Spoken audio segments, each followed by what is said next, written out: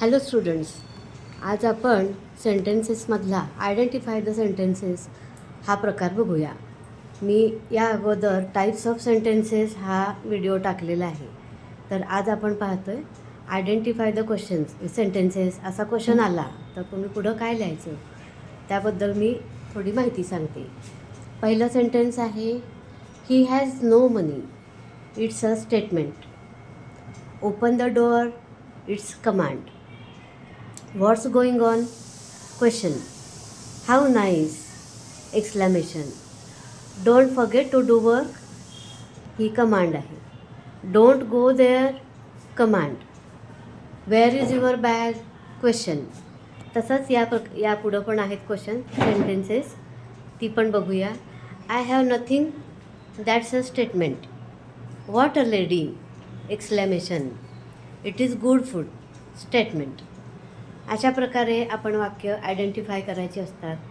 ज्या वाक्याची सुरुवात ही सब्जेक्ट, वर्ब आणि ऑब्जेक्ट अशा प्रकारे होते ना, अशा वाक्यांना स्टेटमेंट म्हणायचं. ज्या वाक्यांची सुरुवात वर्ब न होते, दुसऱ्या वाक्याची सुरुवात बघा, ओपन न झालेली आहे. Open the door. ओपन हे वर्ब आहे, तर ओपन द डोअर ही झाली कमांड.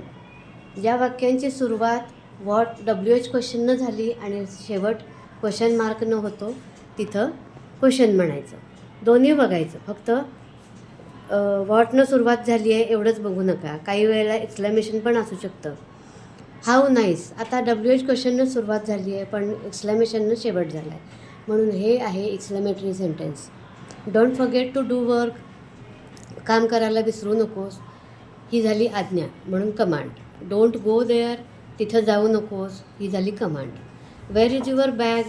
WH क्वेश्चननं सुरुवात आहे, शेवट क्वेश्चन मार्कने आहे. पंक्च्युएशन मार्क्सकडं सुद्धा लक्ष द्या. तर हा झाला क्वेश्चन. तसंच आय हॅव नथिंग.